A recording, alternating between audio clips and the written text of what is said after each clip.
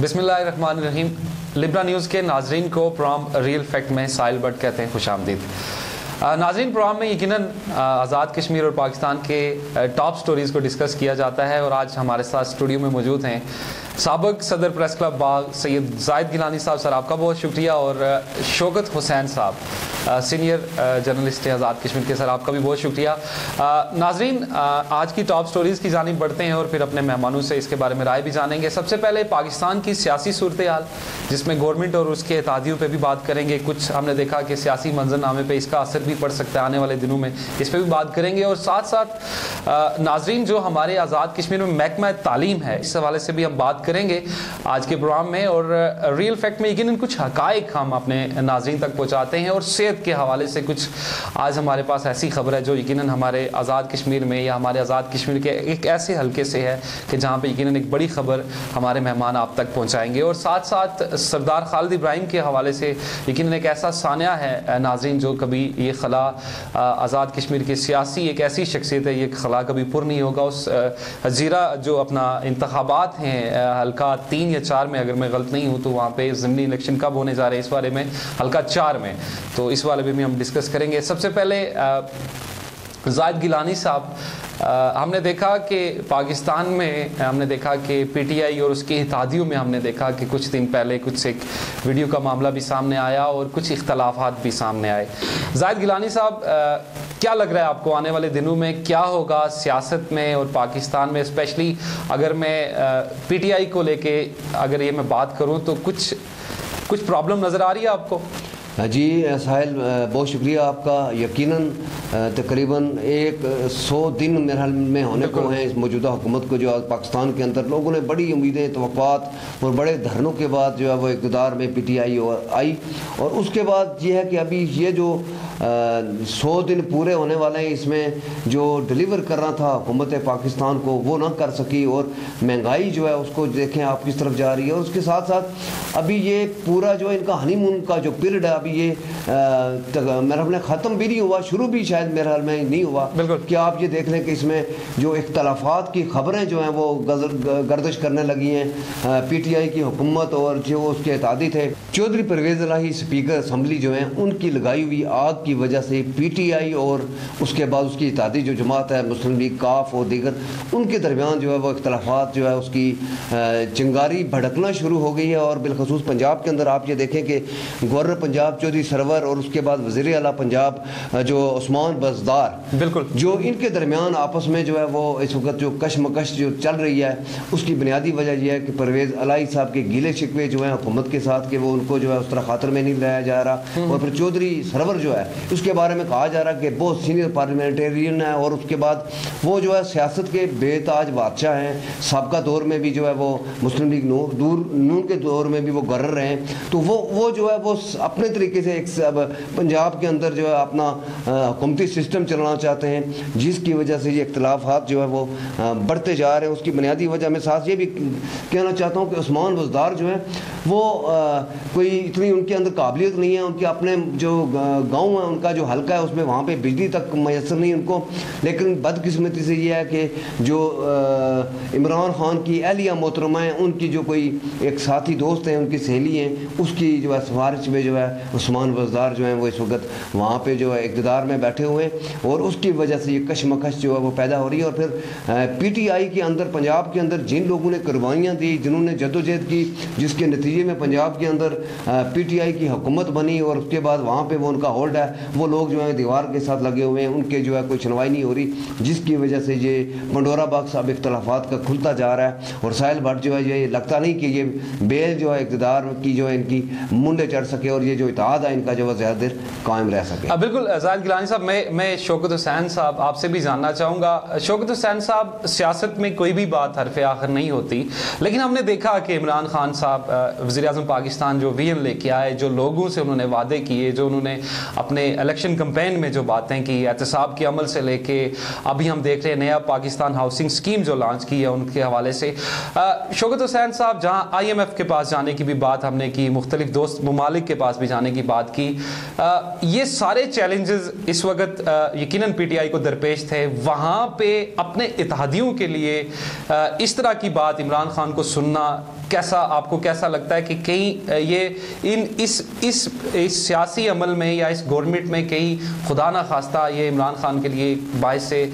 تشویش یہ عمل تو نہیں ہوگا؟ دیکھیں جی, میں یہ سمجھتا ہوں سر بٹ کہ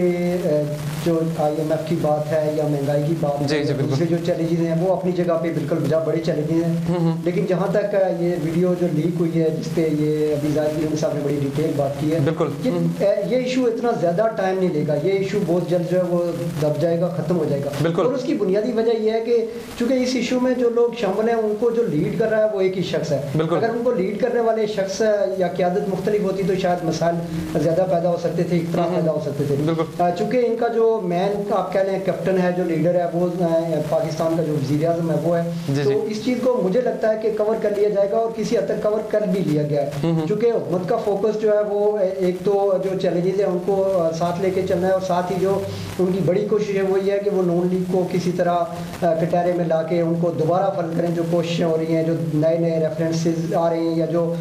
پنڈورا باکس کھل رہے ہیں, جن کا بنیادی مقصد یہ ہے کہ ان کو ایک بار پھر کسی نئے مقدمات میں ڈال کے پھر سے ان کو جیل کے اندر لے جایا جائے. تو ان کا بڑا فوکس یہ ہے. میڈیا میں آپ کو پتا ہے کہ کچھ خبریں جب ہائی لائٹ ہوتی ہیں تو کچھ دن کے لیے وہ بڑے برننگ ایشو بن جاتے ہیں, بڑی خبریں بن جاتی ہیں. لیکن وقت کے ساتھ ساتھ چونکہ جب اگلی کوئی بڑی خبر آتی ہے جس کا وزن اس سے زیادہ ہوتا ہے تو آپ نے دیکھا ہوگا کہ پچھلی خبر ہمیشہ دب جاتی ہے. میں سمجھتا ہوں کہ یہ چونکہ بالکل پنجاب جو حکومت ہے وہ بالکل اتحادی حکومت ہے اور اس میں مسائل ضرور پیدا ہوں گے. ان کے اندر اختلافات کی کچھ نہ کچھ خبریں گائے بگائے آتی رہیں گی. لیکن چونکہ جن کو وزیر اعلیٰ بنایا گیا ہے مقصد یہی تھا کہ ان کو کنٹرول کیا جائے, ان کو کنٹرول کیا جاتا رہے گا. اور ان کو کنٹرول کرنے کے لیے مختلف جو لوگ ہیں ان میں پرائم منسٹر خود بھی شامل ہے, اور پرائم منسٹر نے چودھری سرور صاحب جو ہیں ان کا انتخاب کیا ہوا ہے. تو ان دونوں کو سنبھالنے کے لیے شاید ان کے پاس کوئی مناسب منصوبہ بندی موجود ہوگی. زاہد گیلانی صاحب کی بات اپنی جگہ پہ, لیکن میں نہیں سمجھتا کہ یہ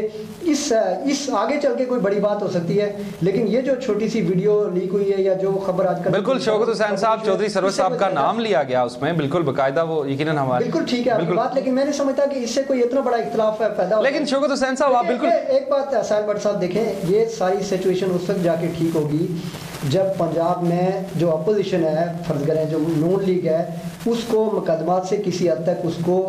رہائی مل جائے گی. وہ مکمل طور پہ جب آزاد ہوں گے تو پھر تو کچھ مسائل پیدا ہو سکتے ہیں. ابھی آپ دیکھیں کہ جو آڈٹ کمیٹی تھی اس کے چیئرمین پہ بھی جا کے اختلافات پیدا ہو گئے, اس طرح کی بے شمار چیزیں. تو چونکہ ابھی اس پوزیشن میں نہیں چھوڑا جا رہا کہ یہ جو اتحاد کی وجہ سے اختلافات پیدا ہوں ان میں وہ کوئی پرابلم کریٹ, بالکل مجھے نہیں لگتا کہ کوئی بڑی چلے یہ, کیونکہ دیکھیں جب آپ کے اتحادی میں جب اس طرح کی پرابلم کریٹ ہوتی ہے, زاہد گیلانی صاحب میں ہم نے دیکھا کہ ماضی میں شاہ محمود قریشی صاحب اور جہانگیر ترین کے درمیان جو اختلافات کی خبریں سامنے آئیں, لیکن یہ پارٹی کے یقیناً ایک اندر کا معاملہ تھا. لیکن زاہد گیلانی صاحب جب آپ کے اتحادی جو آپ کے گورنمنٹ میں آپ کے ساتھ شامل ہیں, اگر اس درجے پہ اگر ہم دیکھیں تو اس سارے عمل میں جہاں آپ کے اسپیکر ایک پنجاب اسمبلی ہیں, بڑے آپ کے سیزن پولیٹیشین, وہاں پہ ان کا نام بھی لیا جاتا ہے, تو یقیناً کچھ سوچنے کا مقام تو ہے عمران خان صاحب کے لیے. دیکھیں ساحل, اس میں جو بنیادی چیز جو میں بتانا چاہتا ہوں, اختلافات جو ان کے درمیان جو ہے ٹھیک ہے, وہ آپ وقتی طور پہ آپ یہ سمجھ رہے ہیں کہ ختم ہو جائیں گے. جیسے شوکت حسین جو ہیں وہ کہہ رہے ہیں کہ جی یہ شاید اس طرح کوئی بھی اتنا بڑا ایشو نہیں بنے گا اور وہ معاملات جو ہیں سمیٹ لیے گئے ہیں. لیکن اس کا جو اثر جو ہے وہ میں سمجھتا ہوں کہ وہ ضرور ان پہ پڑ رہا ہے منفی, اور جو اس کا فائدہ براہ راست جو مسلم لیگ نون کی جو ہے وہ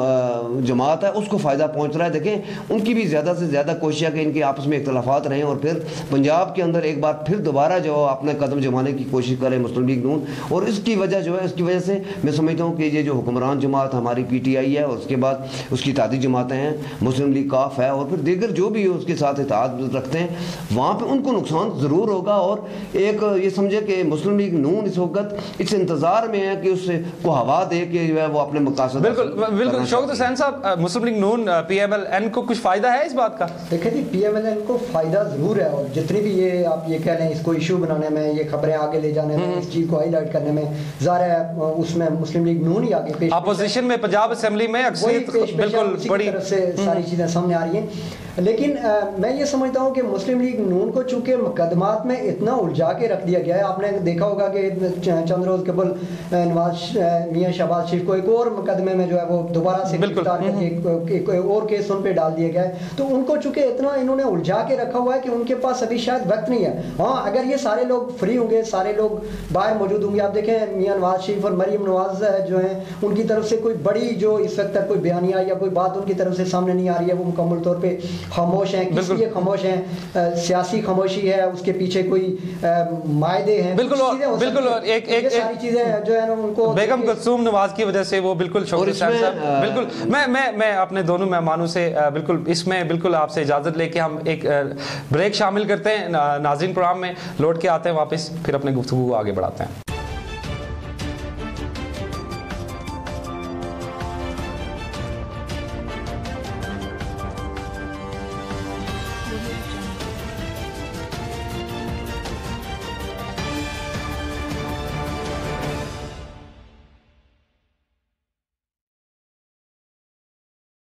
ناظرین ایک بار پھر سے ساحل بٹ آپ کو پروگرام ریئل فیکٹ میں لبرا نیوز میں کہتے ہیں خوش آمدید. زاہد گیلانی صاحب, شوکت حسین صاحب ہمارے ساتھ موجود ہیں.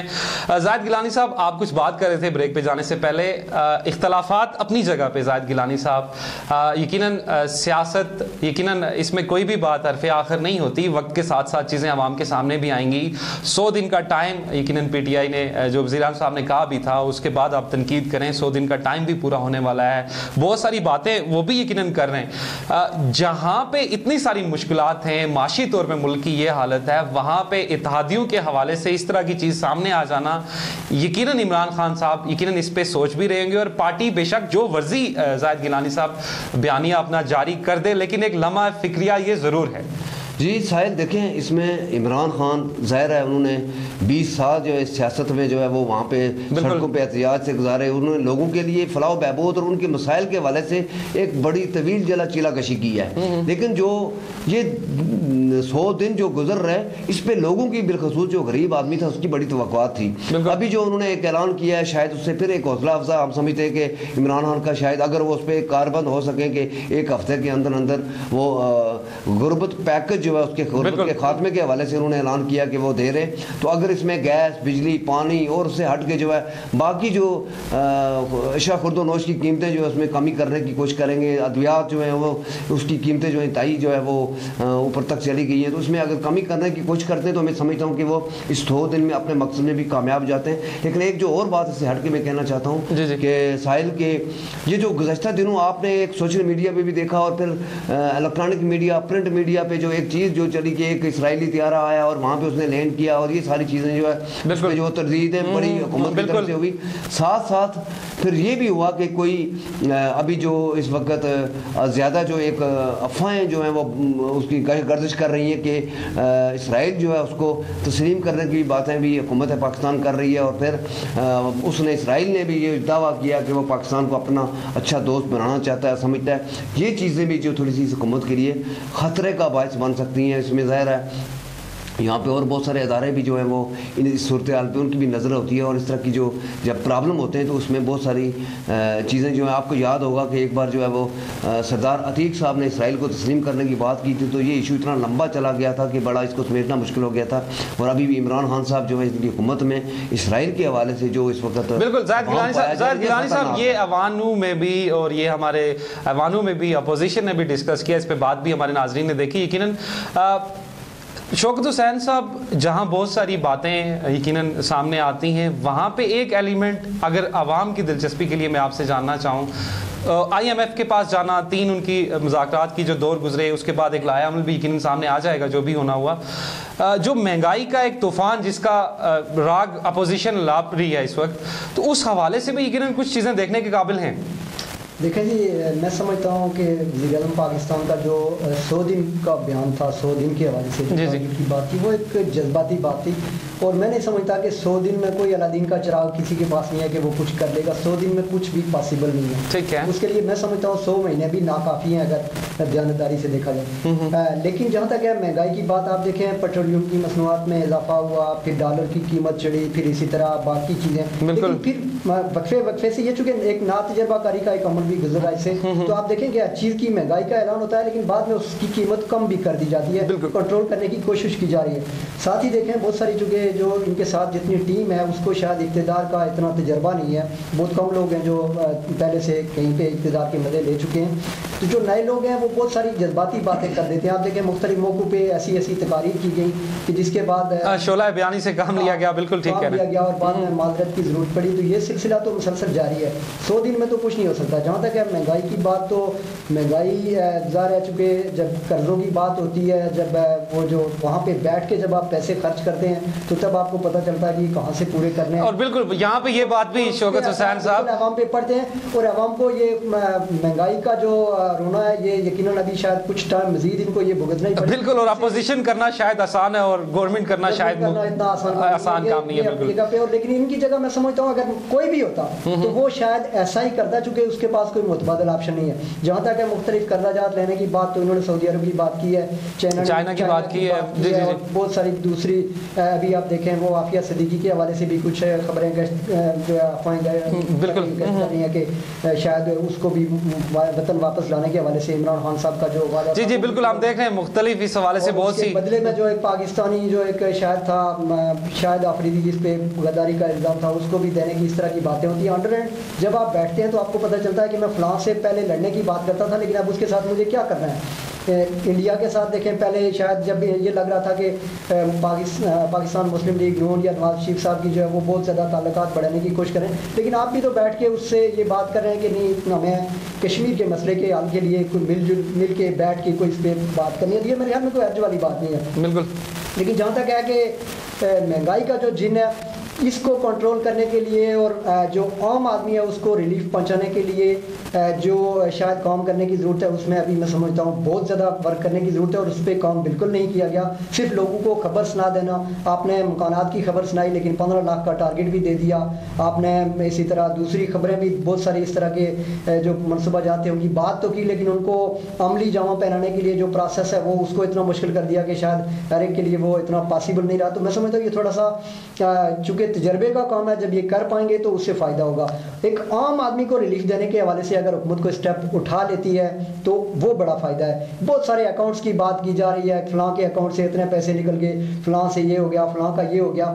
لیکن آپ کو مجھے دوسرے تیسرے کو دال کتنی سستی ملی, چینی کتنی سستی, بالکل بجلی کتنی سستی مل رہی ہے, اور گیس کا بالکل کمی آئی, یہ بنیادی ضرورت ہے. اگر اس حوالے سے کوئی حکومت پیکج بنانے میں کامیاب ہو جاتی ہے تو یہ ایک ان کی بہت بڑی کامیابی ہوگی, اور یہ ایک ایسی چیز ہوگی جس کو لے کے وہ آگے چل سکیں گے. جی زاہد گیلانی صاحب, بالکل آپ یہاں پہ شوکت صاحب کی بات میں یقیناً کوئی بات شامل کرنا چاہ رہے ہیں, لیکن زاہد گیلانی صاحب میں آپ سے یہ بھی اس میں شامل جاننا چاہوں گا کہ آپ بات اس میں یہ بھی شامل کر لیں کہ جہاں اپوزیشن اور ایوان میں بیٹھے ہوئے, اپوزیشن اور اقتدار میں بیٹھے ہوئے یقیناً ہمارے جو گورنمنٹ ہوتی ہے, یہاں جب دونوں ہم دیکھتے ہیں کہ ایک دوسرے کو کوسنا شروع کر دیتے ہیں, تو میرا نہیں خیال کہ اپوزیشن کے بغیر کوئی گورنمنٹ چل سکتی ہے یا گورنمنٹ اپوزیشن کے بغیر چل سکتی ہے. تو میرا خیال ہے کہ کہیں نہ کہیں ہم سب کو ملک کی خاطر سوچنا ضرور چاہیے. دیکھیں ساحل, اسمبلی فلور کے اندر جس طرح کی گفتگو کی جا رہی ہے, ابھی 100 دن بھی نہیں ہوئے اور اس میں ایک دوسرے کو آنکھیں دکھانے کی بات کی جاتی ہے, بجائے اس کے کہ وہاں پہ اسمبلی فلور پہ اٹھ کے وزیر اعظم یہ خطاب کرے وہاں پہ, اور پھر قوم سے جب خطاب ہو تو وہ اس میں آنکھیں دکھانے کے بجائے وہ یہ اس کو کرنا چاہیے کہ وہ لوگوں کے لیے, غریب عوام کے لیے کیا کرنا چاہتا ہے, وہ اپنا کوئی پروگرام دے. اس طرف اس کے برعکس جو ہے وہ سارا کچھ ہو رہا ہے, اور اس کی وجہ سے اپوزیشن جو ہے وہ دیکھیں ان کی تقریروں کی وجہ سے اپوزیشن اکٹھی ہوتی جا رہی ہے. زرداری صاحب جو ہے وہ شہباز شریف صاحب کا استقبال کر رہے ہیں اسمبلی میں آتے ہوئے, اور جب وہ باہر نکلتے ہیں تو زرداری صاحب ان کو آگے کبھی لے کے جاتے ہیں کبھی پیچھے. تو یہ جو صورتحال ہے یہ اس حکومت کے لیے یقیناً بڑی پریشان کن ہوگی, اور آئندہ مستقبل میں دیکھیں ایک ایک سیڑھی جو ہے یہ کٹھی جو چڑھنا ان کا آپس میں ہے اور ملنا, یہ کہیں بڑے میں سمجھتا ہوں کہ بڑی اس حکومت کے لیے طوفان کا پیش خیمہ ثابت. بالکل. زاہد گیلانی صاحب اور شوکت حسین صاحب پروگرام میں ایک بریک شامل کرتے ہیں, ناظرین لوٹ کے آتے ہیں واپس.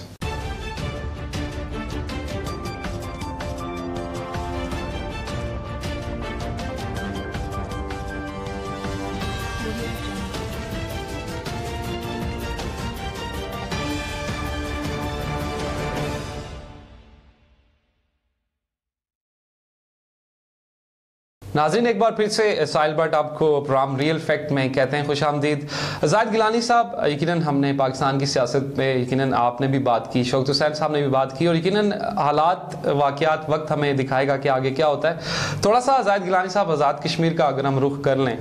آزاد کشمیر کی سیاست پہ بات کر لیں, تو سردار خالد ابراہیم صاحب یقیناً ایک ایسا سانحہ اور ایک ایسی شخصیت آزاد کشمیر کی سیاست میں جن کا ایک اپنا ایک کردار اور ان کی ایک یقیناً ان کا کول فیل ہمیشہ عوام کی دلوں میں زندہ رہے گا. اور ہم نے دیکھا نماز جنازہ میں ان کے کہ کتنے بڑی تعداد میں لوگ شامل ہوئے, اور یقیناً ان کے جانے کے بعد یقیناً جو ایک خلا پیدا ہو گیا ہے زاہد گیلانی صاحب, وہ تو شاید کبھی پر نہیں ہو پائے گا. لیکن حلقہ 4 میں انتخابات کے حوالے سے کیا ڈیٹیل ہے, اور یقیناً آزاد کشمیر کے سیاست پہ اس کا آپ کیا اثر دیکھتے ہیں؟ دیکھیں, سردار خالد ابراہیم یقیناً آزاد کشمیر کی ایک بڑی شخصیت تھے, اور ان کے انتقال سے یقیناً سیاست کے اندر جو وہ ایک میرٹ کی بات کرتے تھے, اصول پسندی کی بات کرتے تھے, اس سے میں سمجھتا ہوں کہ اس جیسا لیڈر جو ہے شاید آئندہ مستقبل میں بھی کہیں پیدا ہونا مشکل ہے, اور ان کا جو خلا ہے وہ شاید مدتوں بھی پورا نہیں ہو سکتا. تاہم جو ہے وہ ظاہر ہے, وہ کہتے ہیں کہ سیاست کے جو ہے وہ سینے میں دل نہیں ہوتا, اور یہ آپ یہ دیکھیں کہ ابھی ان کو شاید چند دن ہی ہوئے ہیں ان کے انتقال کو, اور ابھی سیاسی جو ہے سرگرمیاں وہاں پہ جو ہے وہ جوڑ توڑ شروع ہو گیا, اور مختلف سیاسی جماعتیں جو ہیں وہ اپنے اندرون خانہ جو ہے اس کام میں لگ گئی کہ کہیں کس طرح اپنا کینڈیڈیٹ وہاں پہ لایا جائے اور اس کو کیسے کامیاب کیا جائے. اس کے پاس جو اس وقت تک ہماری جو اطلاعات یہ ہے کہ شنید یہ ہے کہ سردار خالد ابراہیم جو ہیں ان کے جو صاحبزادے ہیں حسن ابراہیم, ان کو جو ہے وہ میرے خیال میں جو آئندہ ٹکٹ جو ہے جاری کیا جائے, اور وہ جو ہے اس حلقے سے جو ہے وہ الیکشن لڑیں. اور ان کے مد مقابل یہ بھی کہا جا رہا ہے کہ ابھی تک تو کلیئر نہیں, لیکن کہا جا رہا ہے کہ سردار یعقوب خان جو ہیں پیپلز پارٹی کی طرف سے ان کو جو ہے وہ وہاں پہ لایا جا رہا ہے, اور ان کو اس وہاں پہ الیکشن لڑانے کے لیے جو ہے وہ پیپلز پارٹی کی جو قیادت ہے وہ جو ہے وہ اس نے کے لیے کوئی فیصلہ کرنا چاہتی ہے. اس کے حد سے ہٹ کے مسلم کانفرنس سے شاید, تو میرے خیال میں مسلم کانفرنس اپنا کینڈیڈیٹ شاید ودرا کروا دے, کیونکہ وہاں پہ ان کو یہ بھی نظر آتا ہے کہ اجیرے کے الیکشن میں جس طرح ان کو شکست ہوئی, تو یہاں پہ بھی کوئی نیا جو ہے وہ اس طرح کوئی آزمائش میں نہیں پڑنا چاہتے. تو پی ٹی آئی جو ہے وہ اس کی آپ کے سامنے صورتحال ہے, وہی جو نظیرے میں جس طرح کے نتائج آئے اسی طرح کے تقریباً یہاں پہ آئیں گے. لیکن اگر میں سمجھتا ہوں کہ اگر حسن ابراہیم جو ہے ان کو اگر ٹکٹ ملتا ہے, تو میرے خیال میں یہ بھی شنید ہے کہ باقی جماعتیں جو ہیں ان کو بلا مقابلہ جو اپنا کوئی کینڈیڈیٹ کھڑا نہ کریں, اور وہ بلا مقابلہ جو ان کو منتخب کر لیا جائے. بالکل. شوکت حسین صاحب, ویسے ہم نے دیکھا کہ خالد ابراہیم کی وفات پہ ہم نے دیکھا کہ چاہے جو ان سے اختلاف رکھتے تھے یا جو ان کے ساتھی تھے, تقریباً ہر آنکھ ہی اشکبار تھی سب لوگوں پہ. یقیناً یہ خبر ایک بڑی یقیناً دلوں میں صدمے چھوڑ گئی تمام ریاست کے لوگوں میں, چاہے وہ پولیٹیشین تھے یا عام انسان تھے. لیکن ایک اچھا شگون ہوگا کہ اگر تمام سیاسی جماعتوں کے اپنے اپنے کینڈیڈیٹ کو وہاں سے اگر الیکشن میں لڑتے ہیں تب بھی اچھی بات ہے. اگر کوئی جماعت نہیں اپنے کسی کینڈیڈیٹ کو کھڑا کرتی, ایک اچھی روایت ہے. دیکھیں, سانحہ سے بڑا سانحہ تو یہ ہے کہ ہم جب کوئی ہمارا اس طرح کا بڑی شخصیت یا کوئی تاریخی شخصیت جب ہم میں نہیں رہتی, تو پھر ہم اس کے قصیدے بھی پڑھتے ہیں, اس کے لیے بڑی بڑی باتیں بھی کرتے ہیں, اور اس کی ساری خوبیاں بھی گنواتے ہیں. مزہ تو تب ہے کہ اس کی زندگی میں ہی اگر اس کو موقع فراہم کیا جاتا, اس کی زندگی میں ہی اس سے فائدہ اٹھایا جاتا, اس کی جو سیاسی اصول و ضابطے تھے ان کو اپنایا جاتا, تو بہت زیادہ فائدہ ہوتا. زاہد گیلانی صاحب نے بھی جیسا کہ بات کی, اور میری اپنی باعث قوم شہری, ہم نے شاید کچھ دن پہلے جو ہم نے ایک پروگرام بھی کیا, لوگوں سے بھی ہم نے عام لوگوں کے ساتھ اس کے لیے لبرا نیوز نے جمع کیے. میں سمجھتا ہوں کہ حکومت کو, تمام سیاسی جماعتوں کو اس وقت جتنا آپ کے پاس چونکہ بہت کم وقت رہ گیا ہے, اور چونکہ یہ جو سسٹم, جس سسٹم کا حصہ اس وقت جو لوگ ہیں وہ جو ہے وہ سب کے سامنے ہے کہ روایتی زیادہ ہے, اور اس کے جو حقائق ہیں وہ بھی آپ کے سامنے ہیں. تو اگر اس موقع پہ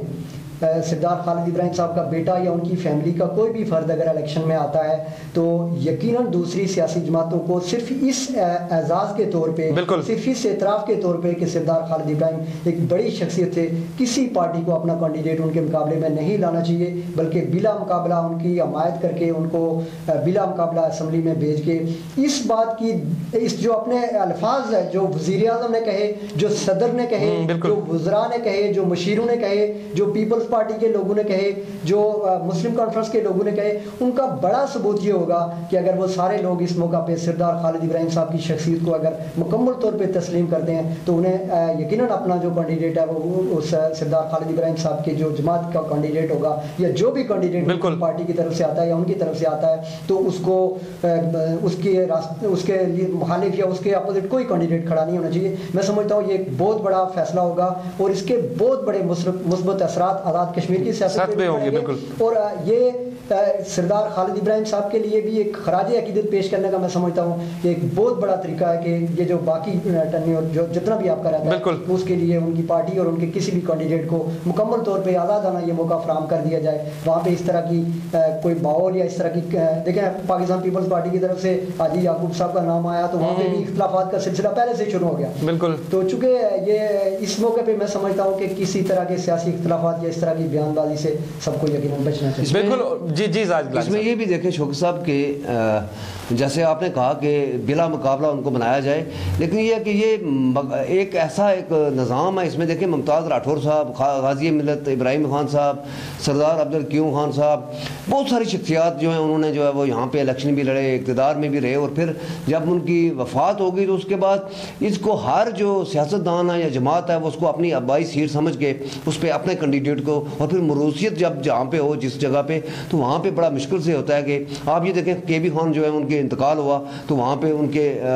انہی کے خاندان سے جو ہے وہ عامر الطاف جو ہے ان کو لایا گیا. اسی طرح ممتاز راٹھور صاحب کا انتقال ہوا تھا تو فیصل راٹھور اور مسعود راٹھور صاحب ان کو لایا گیا. اسی طرح یہاں پہ باغ کے اندر آپ دیکھیں سردار یوسف صاحب کا انتقال ہوا تھا تو امجد یوسف صاحب لائے تھے. یہ چیزیں جو ہے یہ موروثیت جو ہے اس کو جب تک یہ ختم نہیں ہوتی اس وقت تک آپ جو ہے وہ چلے زاہد گیلانی صاحب یہ وقت ثابت کرے گا, کیونکہ آنے والے وقت میں آنے والے دنوں میں یہ ساری صورتحال یقیناً عوام کے سامنے آ جائے گی. بالکل یہ صورتحال لیکن عوام کے سامنے آ جائے گی. آخری موضوع کی جانب ہم بڑھیں گے ناظرین, لیکن پروگرام میں ایک بریک شامل کرتے ہیں, لوٹ کے آتے ہیں واپس.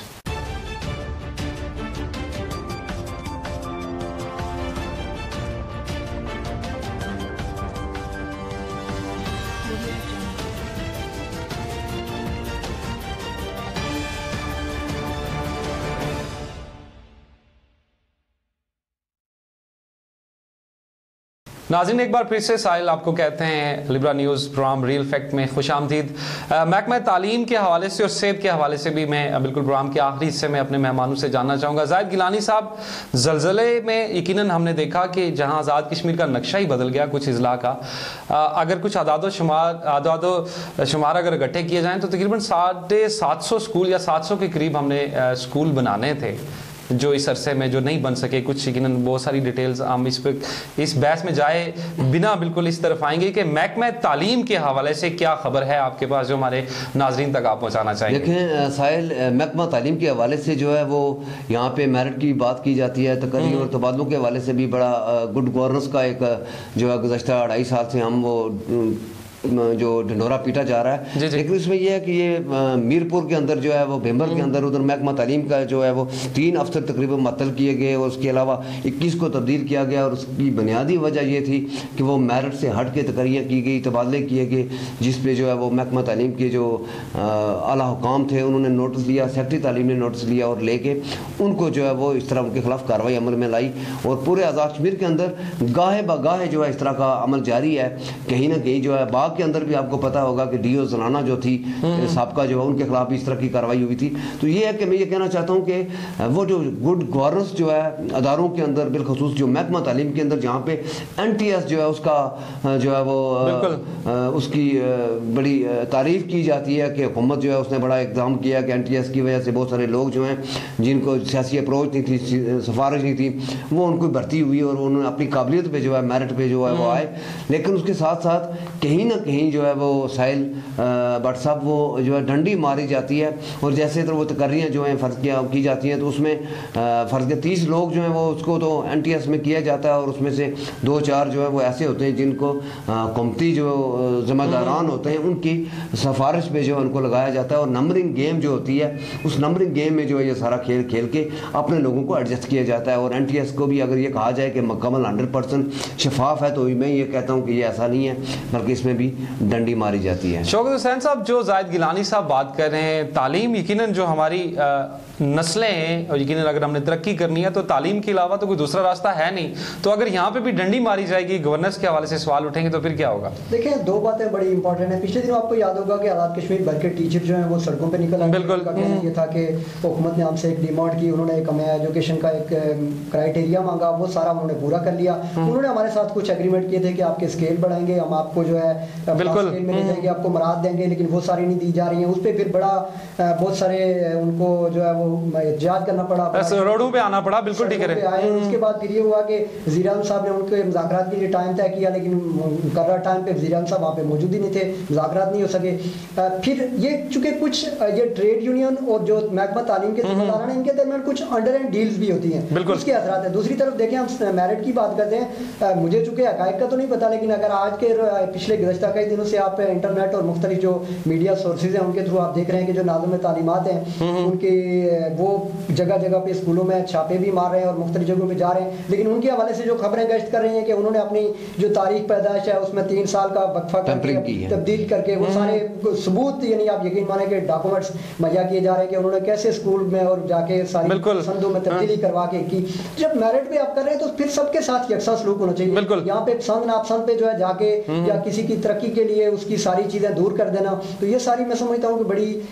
नाइंसाफ़ी है। और जहाँ भी नाइंसाफ़ी हो, वो महकमा तालीम में हो, सियासत में हो, सहाफ़त में हो, किसी भी जगह हो, तो उसके साइड इफेक्ट भी ज़रूर होते हैं और उसका नुकसान भी। और ये इसमें साहिल भट्ट साहब एक और बात जो मैं कहना चाहता हूँ कि महकमा तालीम बड़ा अदारा है। बिल्कुल। एक मिसाल मैं आपको इसकी जो आप ये देखें कि एलिमेंट्री बोर्ड जो है ये बनाया गया, यहाँ पे बच्चों से फीसें ली जाती हैं सारा कुछ। और ये गुज़श्ता अरसे में आप ये देखें कि वहाँ पे सेक्रेटरी तालीम की तरफ से हुकूमत की इमा पर जो है वो सेक्रेटरी तालीम ने जो है यहाँ से 50 लाख जो बच्चों की फीस थी यहाँ से तलब की गई। उसके बाद तकरीबन 16 लाख से ज़ायद रकम जो है वो रावला कोट दीगर इजला से, इस तरह मीरपुर कोटली तमाम इजला से इकट्ठी करके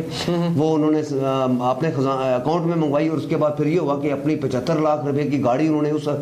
जो फीसों की मद में जो आने वाली जो आमदनी थी उसमें से ली। और उसके बाद दीगर इजला में भी वो गाड़ियाँ खरीदी। होना तो ये चाहिए था कि वज़रा के लिए अगर लाखों रुपए इस्तेमाल करके वो गाड़ियाँ जो है वो उनके लिए वो सरकारी खजाने से वो की जानी चाहिए थी, तो फिर बच्चों पे इतना जो बोझ बर्डन आपने डाला, आप उनसे फीसें लेके आप मुँह मांगी। और उसके बाद वो हमारे जो महकमा तालीम के ब्यूरोक्रेट्स हैं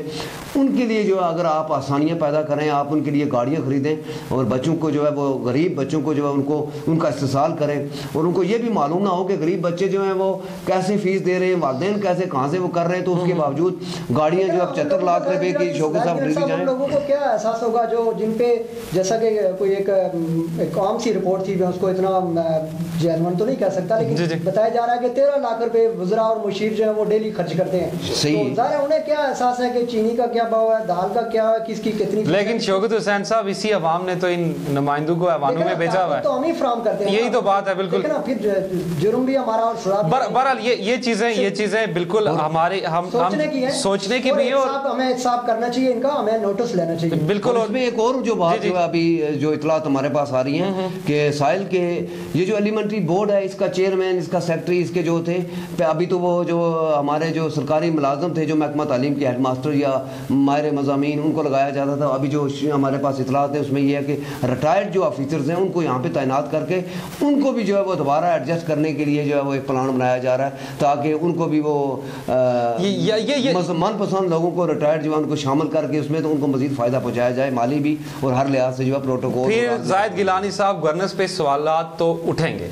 अगर इस तरह की सूरत हाल हुई तो फिर यकीन पब्लिक में भी सवाल उठेगा। और यकीनन इंतखाब में और जब आप अपने नुमाइंदों को इलेक्ट करते हैं या सिलेक्ट करते हैं तो फिर ताकत वोटों के इस्तेमाल से आपने देखा कि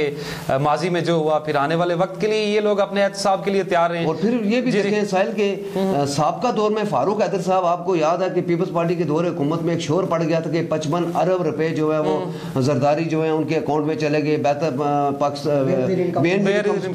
क्या वजह है कि آخر جو ہے آج گڈ گورننس ہے، اور پھر اس کے بعد فاروق حیدر صاحب فل اقتدار میں بیٹھے ہوئے ہیں، اور پھر ان کی جو ہے وہ آج چلتی بھی ہے، اور بالکل زاہد گیلانی صاحب یہاں پہ یہ بھی واپس کیوں نہیں لائے جاتے، اور پھر وہ واپس لا کے میں سمجھتا ہوں بہت ساری باتیں اداروں کی تعمیر ہونی چاہیے جو زلزلے میں بالکل بہت ساری باتیں ایسی ہیں جو ماضی میں کہی جاتی رہیں لیکن ان پہ عمل نہیں ہو رہا. بہت سارے بیانات ایسے ہیں، کیونکہ زاہد گیلانی صاحب اس کو ہم پھر کسی پروگرام میں زیر بحث لائیں گے کیونکہ بڑا وائلڈ سبجیکٹ ہے، اس پہ کافی ٹائم چاہیے. صحت کے حوالے سے آزاد کشمیر سے آپ کے پاس ایک بڑی خبر ہے جو آپ ہمارے ناظرین تک پہنچا دیں. جی، اس وقت حویلی کے اندر جو یرکان کی وبا پھوٹ پڑی ہے، اور اس وقت جو ہے ایک گاؤں جو ہے اس کا